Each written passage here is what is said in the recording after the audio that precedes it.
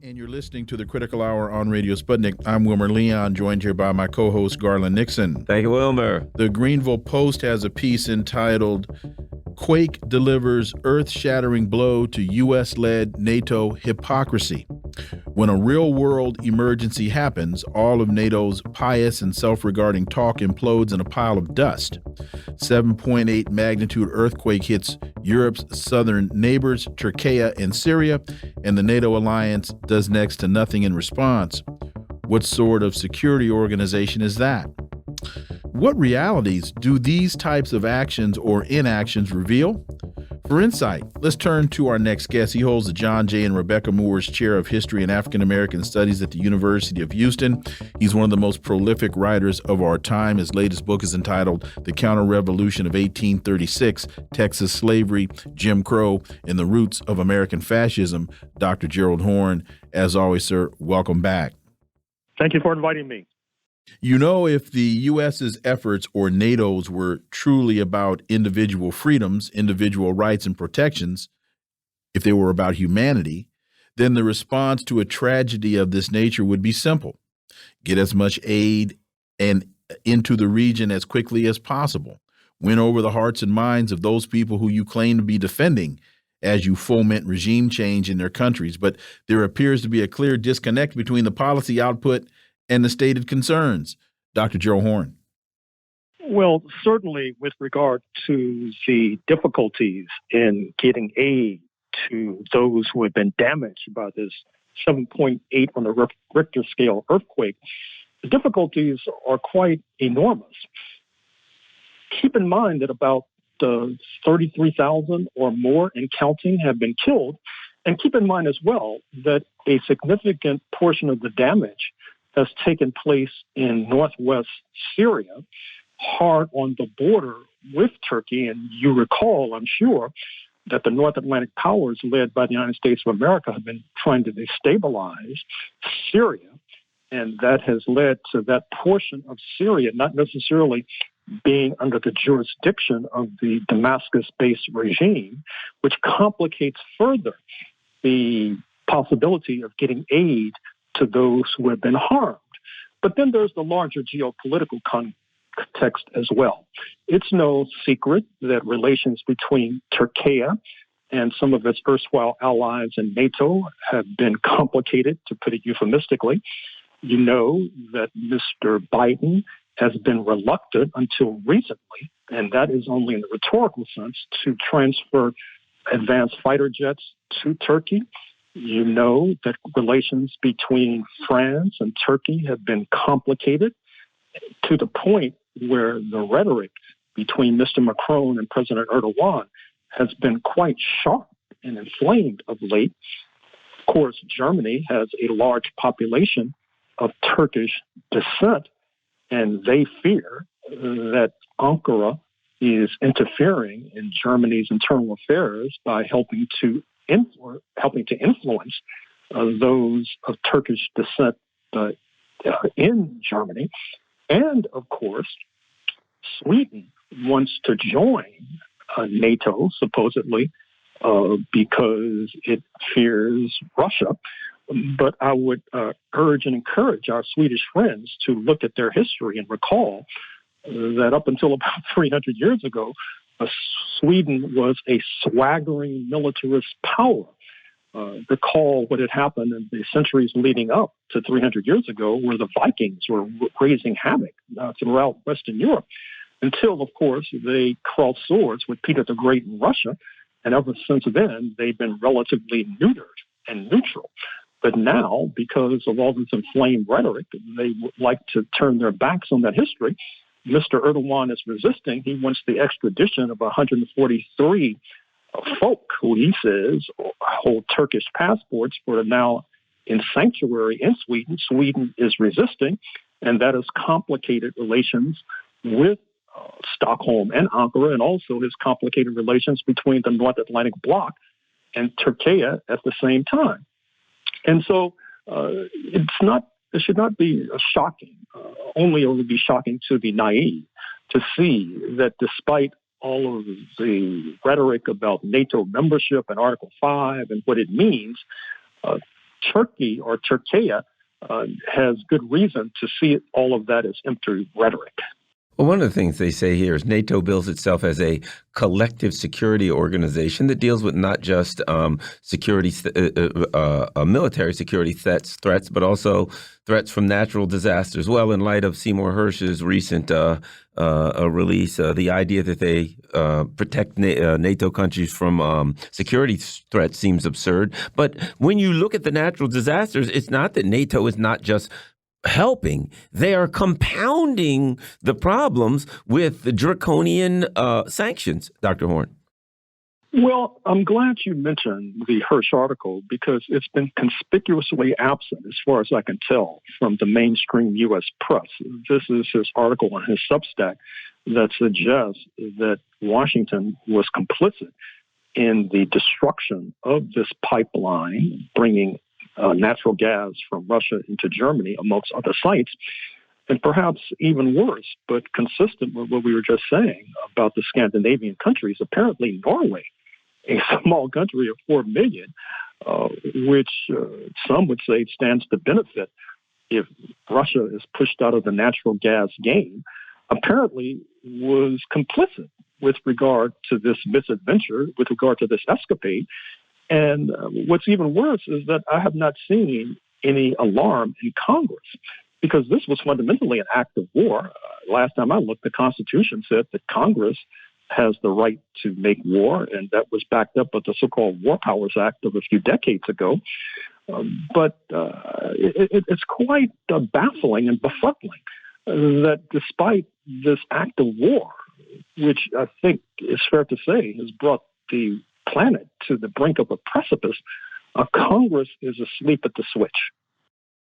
And what does that say to you, or without this being a sophomore question, one would expect the Congressional Black Caucus, since you mentioned Congress, one would expect the Congressional Black Caucus to be foaming at the mouth at the release of the Cy Hirsch piece.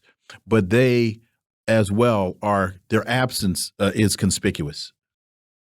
And I'm afraid to say, not inconsistent with their previous omissions and previous nonfeasance. Even Barbara Lee, who has styled herself as a kind of dove, is engaging in what I call a form of loud quitting. You know that there's quiet quitting when you resign without telling the boss. Well, she's resigning from Congress and going out with a bang by embracing Zelensky when he came to Washington, by not raising an alarm about this apparent inexorable march towards World War III. And if Congresswoman Barbara Lee is asleep, well, then you can imagine what's happening with the rest of the caucus. But even the Republicans, supposedly Donald Trump is going to run as a dove in 2024. And you would think all of the Trump acolytes in the halls of Congress would seize upon the Seymour Hersh piece as a way to bludgeon the White House. But if that has happened, it has not reached the press as of yet. Saudi Arabia is keen to join the BRICS and SCO. Saudi Arabia is interested in joining the BRICS group of the world's 5 major developing economies, as well as the Shanghai Cooperation Organization. That's being reported in a number of different outlets. Your thoughts on that, Dr. Horne? Well, Saudi Arabia needs to be careful. I saw the Washington Post piece the other day, which suggests that it has lined the pockets of Jared Kushner and Donald J. Trump in light of the Trump administration's policy towards Riyadh. But Mr. Biden is still in the White House. He and his acolytes are still smarting from the fact that when he flew all the way to Saudi Arabia and gave Crown Prince MBS a fist bump, he did not get the action that he desired with regard to oil prices. And since then, you know that President Xi Jinping has visited Saudi Arabia. There has been talk about Saudi Arabia moving away from the so-called petrodollar, where their most precious commodity, speaking of petroleum, it's transacted in U.S. dollars, quite a boon to U.S. imperialism. And so I would add to this idea that Saudi Arabia is considering joining the BRICS, considering joining the Shanghai Cooperation Organization is also considering de-dollarization. But I would warn Mr. MBS of something he probably already knows, that countries that have sought to move away from the dollar, I'm speaking of press reports about the late Muammar Gaddafi, press reports about the late Saddam Hussein. Let's hope we don't read press reports about the late MBS. And to that point, people need to understand that it was been widely reported that one of the unstated reasons for the United States going into Iraq was the fact that Saddam Hussein had been petitioning OPEC to revalue oil off of the dollar onto the euro, I believe is the direction that was going. So I just wanted to make that point for those who might be scratching their head and wondering what you were referencing.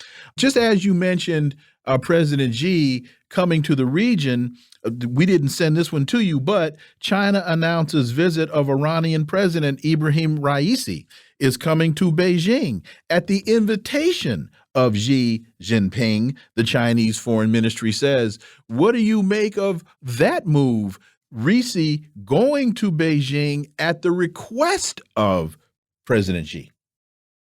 Well, clearly Iran is on a diplomatic offensive. You know that their foreign minister has recently been in Cuba.